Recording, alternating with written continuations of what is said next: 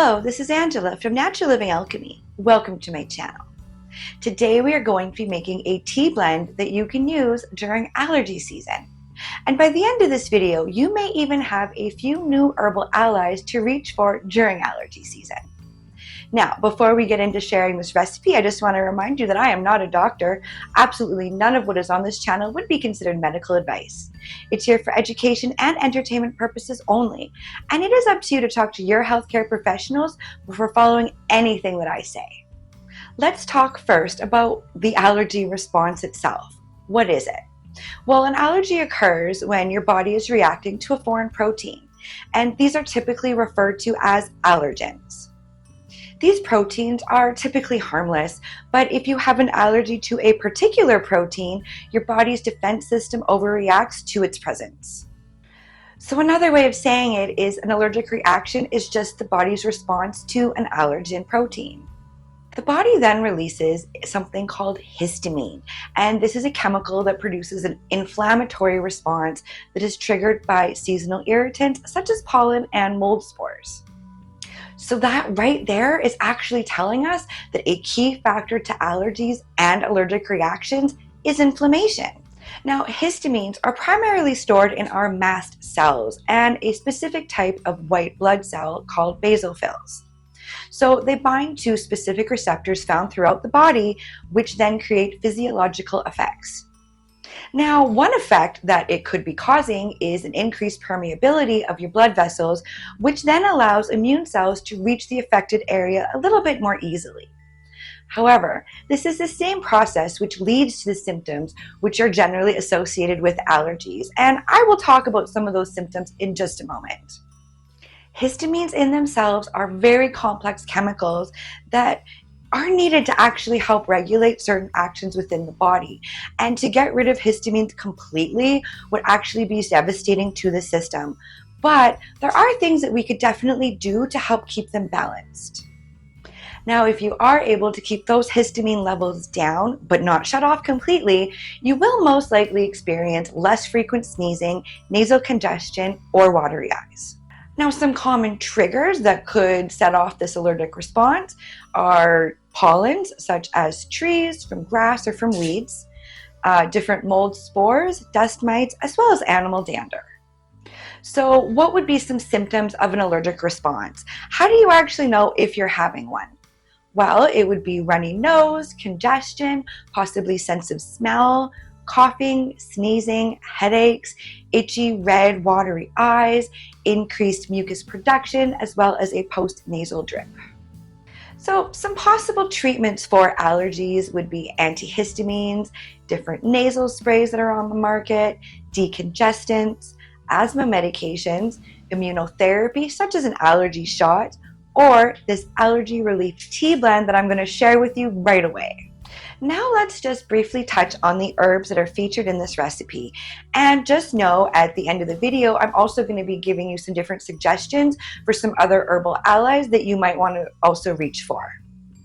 The first herbal ally that I want to talk about is one of my favorites, and that is nettles. Now, energetically, nettles is neutral as well as drying. Its taste is salty, a little bit sweet, and a little bit bitter, but I personally don't notice much of that bitter flavor in there. Nettles is rich in iron, magnesium, calcium, chromium, zinc, potassium, phosphorus, as well as silicon. The reason we would want to reach for nettles is because it's actually a natural antihistamine, helping to calm the allergic reactions, showing us that it actually has an immune system affinity. It can also help balance and calm an overactive immune system. Now, it's drying energetically, so this may be telling us it is going to be helpful in cases of that runny nose and that congestion. It can help just slow that down and maybe even clear it up. Next, we have plantain. Energetically, plantain is cooling, moistening, and tonifying, or another way that you could say that is it's astringent. Its taste is bitter, and it contains compounds that help inhibit the mast cell dysregulation as well as histamine release. And it's this release of the body that gives us the symptoms of redness, irritation, and itching. Plantain is helpful in allergies that are presenting with red, dry, or itchy eyes and a dry throat with an irritated cough. So other uses for plantain could be also for respiratory tract infections, dry cough, mucosal irritations from inhaling smoke or dust. Our next herbal ally is Tulsi basil. Energetically, it is warming as well as drying, and it has a taste that is pungent as well as bitter. Tulsi basil contains a lot of volatile oils, and one way that you can tell that is just all of the aromatics that are coming from that plant. And it's this volatile oil content that can help relieve congestion throughout the entire body, but especially in our respiratory system. So this is another way of saying that Tulsi basil holds expectorant properties that can help clear the lungs as well as the upper respiratory tract. Next, we have mullein. Energetically, mullein is cooling and moistening, and its taste is sweet. Mullein has been used traditionally to help alleviate allergy symptoms due to its inflammation modulating effects in the respiratory tract specifically. And it's also able to soothe the mucous membranes when they get irritated during an allergic response. Next, we have elderflower. Energetically, it is drying and tonifying or astringent, and its taste is bitter and a little bit sweet. Traditionally, elderflower has been used to treat allergic conditions that cause excess mucus in the upper respiratory tract. Next, we have spearmint. Energetically, it is cooling, drying, as well as relaxing, and its taste is sweet. The inflammation modulating properties of spearmint can help reduce swelling and irritation in the airways, helping to ease any discomfort associated with respiratory infections as well as allergies. Spearmint holds decongestant properties, helping to clear congestion from the entire system. Now, if you were to apply spearmint topically, it can also help with the itching that may occur as part of the allergic response. Our final herbal ally going into this blend is licorice root. Energetically, it is cooling as well as moistening, and it has a sweet taste. Licorice holds inflammation modulating properties and is especially soothing to the respiratory system. Licorice has been known to provide immediate relief for coughs while reducing throat irritation, and it does also provide a coating effect on the mucous membranes. Now, one thing I do want to mention, this herb is to be consumed in moderation by anybody experiencing high blood pressure. If you have high blood pressure, you might just want to leave it out completely. That is up to you. Now, I'm going to invite you to check the description box below this video, and in there you're going to find a link to the full written blog article that is meant to accompany this video. And some other things that you're going to find in there is going to be some links so that you can buy some of these herbs and products for yourself so that you can make this at home for you or one of your loved ones. You're just going to need a couple pieces of equipment to make this tea blend. You're going to require a scale, or however you're choosing to measure out your parts. Okay, I weighed all of mine out before I recorded this video. You'll also need an herb grinder in case any of your herbs are a little bit too big so that you could get them to more of a consistent size. You're going to need bowls for measuring, a bowl for mixing, spoons for mixing everything up, and a container for storage. Like all of my herbal recipes, I am giving it to you in parts. So a part is just a unit of measurement in herbalism. A part can be any measurement that you want though. So it could be a teaspoon, a tablespoon, a cup, a gram, an ounce. It could even just be a handful if that's how you're wanting to measure out your herbs. So I am personally going to be using 2 grams as one part because that's just the amount of tea blend that I'm looking to make today. Now it is time to mix everything up. So I am just going to take a clean bowl, and in here I'm going to put 2 parts of nettles, 1 part of plantain, and 1 part of Tulsi basil. And then you're going to also need 1 part of mullein leaf,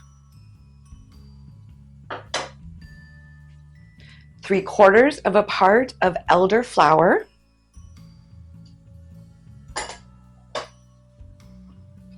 1/2 a part of spearmint,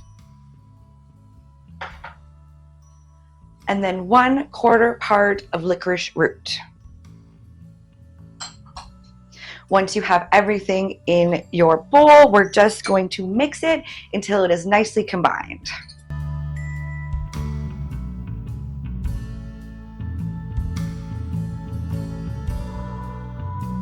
Okay, so I am just going to be storing mine in this mason jar.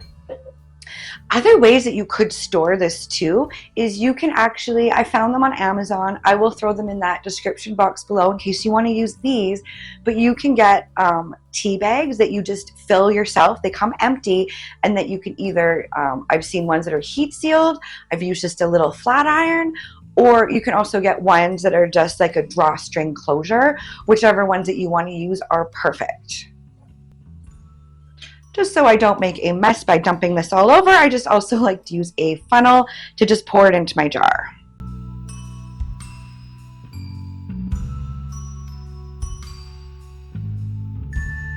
I probably could have grabbed a smaller jar, but this is actually the only small size that I had clean in my cupboard. So to use this tea blend, all you would want to do is take your desired amount of tea. So I usually like to use 2 teaspoons per 8 ounces of water. Okay, but you could start with just using 1 teaspoon. That would be completely up to you. I just like my teas a little bit on the stronger side, but again, that is just personal preference. So you would want to just take some water, bring her up to a boil. You're going to then pour it over the desired amount of tea blend and allow it to steep for 20 minutes. After it is done steeping, you could add lemon and honey to taste and enjoy it. A suggested dosage would be 1 to 3 cups per day while you are experiencing allergy symptoms. Now let's go over some different notes, recommendations, and maybe just some different substitutions that you might want to make when making this at home for yourself. So, two very important things. 1, licorice in excess can cause fluid retention, and it should be used in moderation for anybody who has high blood pressure. And secondly, we need to always make sure that we are using our common sense when taking any herbal medications or preparations. If you have an allergy or a suspected allergy to any of these herbs, to any of these family of plants, just avoid them. There are many, many herbs that we can choose from that we don't need to be playing around with ones that could potentially cause an allergic reaction, especially when we're making a tea to help with allergic reactions. And again, this tea can be stored in sealable bags for easy dosage when you are on the go. Okay, so now I have a list of other herbs that you might want to use to help address allergies or to just help fine-tune this formulation for yourself to maybe address your specific allergy symptoms. This one is a pretty well-rounded formula or blend, but maybe you can get a little bit more specific. So you could add rosemary. Rosemary helps relieve allergy-related inflammation, and it can improve asthma symptoms. You could use garlic. Might be a little bit different of a flavor. You might want to definitely add a little bit of sweetener, but garlic itself contains quercetin, and this is a natural compound that acts like a natural antihistamine. You could use turmeric, as that contains a compound called curcumin, and that can help minimize swelling and irritation found within allergies. Now, adding a little bit of black pepper will also help increase the bioavailability of curcumin. So another thing that you could add would be horseradish, and this would help clear nasal passages, thinning mucus, and thereby making that mucus easier to expel. Now, depending on how severe your symptoms are, if they're not very severe, the horseradish and the curcumin or the turmeric and the garlic might be a little bit too much. But if you are experiencing some major congestion, those might be ideas. Next, we have butterbur. You could use that as well, and it is a good choice for anybody who is wanting to avoid the sedative effects of antihistamine medications. You could use horehound, and that is great for thinning mucus and decreasing swelling. You could use goldenrod, as this helps thin mucus, reduce inflammation, and improve the immune function. And lastly, you could use echinacea. This is an immunostimulant that can help address inflammation. There are studies showing that it may be effective in reducing the frequency as well as the intensity of allergies. So that might just be something to look into for yourself. So comment down below and let me know, how do you like to support your body during allergy season? And I am changing the frequency in which I'm doing these videos. I'm going to be back in 2 weeks' time, and I'm going to have an all-new video showing you how to make a nasal inhaler. So I have a wonderful formulation, and I can't wait to share that with you. So don't forget to hit the like button if you like this video, and share it with anyone else who you think might enjoy it.